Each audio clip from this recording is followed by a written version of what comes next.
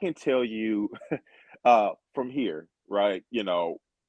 James Franklin, the biggest knock on him is look, well, for one, I start what he does well. He's a heck of a recruiter. Mhm. I think from a program standpoint, very just like Michigan. Well, I can actually give both teams a compliment this way. Both these programs recruit very well. Both of them do an excellent job of getting that talent ready ready for the NFL. However, one of the knocks on James Franklin that we hear here is his in-game decisions can be very, very spotty. And I'm curious, from a Penn State fan perspective, how do you view his in-game decision making? I agree that that's been one of the biggest issues with him since he's been here. I also feel it is improved. I think when he first got here, it was easy to kind of overlook the fact he'd only been a head coach for 3 years, and you're going to learn on the job. And yes, it's in the SEC, but there's a huge difference between coaching at Vanderbilt and coaching at Penn State. Obviously, um, I also don't think it's a coincidence that as his career at Penn State's gone on, they've gotten further and further away from the sanctions. The roster's gotten more and more talented. His in-game decision making has seemed to improve. Um, because when you have more talent, you can overcome mistakes, and things that may have been a poor choice work out and don't look like as poor of a choice. But no, the big thing with him, I think his time management is where he has improved the most as a head coach.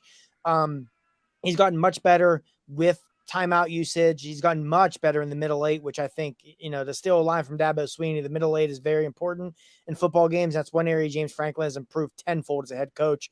And even late in the games when they've had the lead, he's gotten a lot better with his time management play. And not necessarily his play calling, because he's not the one playing the call or calling the plays, but signing off and a little bit more aggressiveness to put games away. And I think the biggest thing with James is when he's at his best, he's always let his defense coordinator be the head coach of the defense. Rather it was Brent Pry or now Manny Diaz. But when he's at his best, he lets his offense coordinator be the head coach of the offense. When Joe Moorhead was here, Moorhead 100% called and ran everything. And we saw what happened. They won 22-4, won a Big Ten title, went to the Rose Bowl, and won a Fiesta Bowl. That's about as good as you're going to get in a 2-year stretch for any program. With Mike Yurcich, same thing. Let's Mike Yurcich be the head coach of this offense. And when Mike Yurcich has had a healthy starting quarterback, this offense has been really good. So I think the biggest thing with James is just being hands off with the offense, which he's done with Yurcich's offense coordinator, and his time management has improved a lot since he's gotten here. There's always going to be Penn State fans who are going to have complaints of him as a head coach in game. Every coach is going to make mistakes, but is he going to ever be a top 10 game day coach? Probably not. But again, he's improved a lot. And early in his tenure, it was easy to point at games where some of his decision making tied directly to Penn State losing. It's tough to do that now. I really couldn't tell you the last time I would chalk up a loss due to a very poor coaching decision. And, Something very definitive, yeah, that you yeah. could say, Like you yeah, might say, oh yeah. man, this play call here or there, but something very definitive. I could not tell you the last time Penn State lost a game like that. So I do think while his in-game coaching still leaves something to be desired, it definitely has improved. Yeah, yeah, and from from Harbaugh, talking about Harbaugh, from Michigan, one of the biggest gripes that I have had, I know my co-host Des has had as well, is you know, we always wanted him to open up the Michigan playbook, Mhm. right? And no, he's not off. Harbaugh's not calling the plays per se, but he's putting a stamp of approval on the offensive strategy going into the week. And even with having a more dynamic quarterback like JJ McCarthy, he still seems to have more of a conservative type of approach. He wants to run the football first, right? He wants to establish the run game and wants to basically go off that, right? Um, and for the most part, every week, because Michigan is a superior team, that's very, very effective. And last year, it was a formula that worked in tandem with a very disruptive defense that took them all the way to the playoffs. But with Penn State being improved on both sides of the ball this year, it seems. Um, do you think uh, having more of that conservative type of approach is if you were to put yourself, know what you know about Penn State, into a Michigan fan seat. Do you think that's the best way to beat Penn State, or do you think they should open it up to expose some weaknesses or areas of that Penn State defense? Yeah, I think you need to open it up to beat this Penn State defense.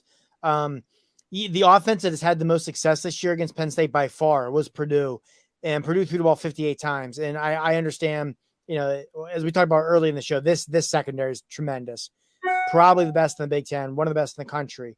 However, the one area this defense can be exploited, and this is something Purdue did with a lot of success, and Ohio and Central Michigan tried to do, but when you're Ohio and Central Michigan, you don't have the talent for it.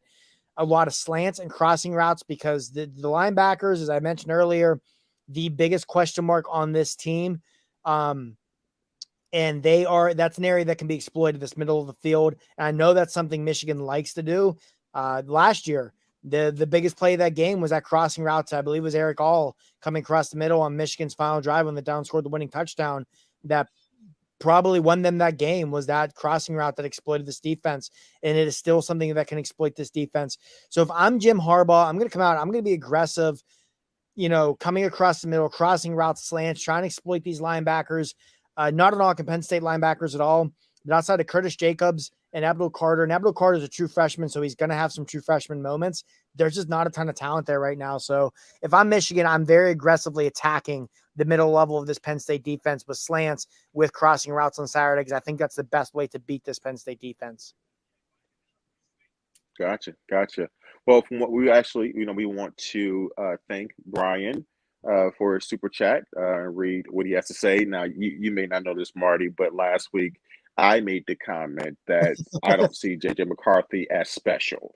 Now, and I left, mind you, I left that to be determined. Like, I can change that opinion. And just because when I said that, I wasn't insinuating that he's not really, really good, or he can't be, he can't become special one day. But you gotta understand, and you probably have heard, this kid had a lot of hype, not just a good quarterback, right? Hype. No, this kid's special. He's going to be a legend at the University of Michigan by the time he leaves. Well, that means I have a very high expectation. And I think he has the tools, right? The skill set, the raw ability to be special, but he's not quite put it all together. So that's the context of why I believe Brian said that. So Brian, thank you for the super chat, and I will gladly read this. JJ not special, question mark, question mark. Number one country in completion percentage, number one against the blitz and pressure, 8th in yards per attempt. Brian, he is a very talented kid, but he has a lot to put together before he can fully realize that hype, right? So until he does that, I have to right to reserve the fact that I don't know if he's special yet, but he can prove that. And here's a good thing. This week, Saturday versus Penn State, a very good opponent. He has a great opportunity to show at that next level. So, but thank you again, Brian.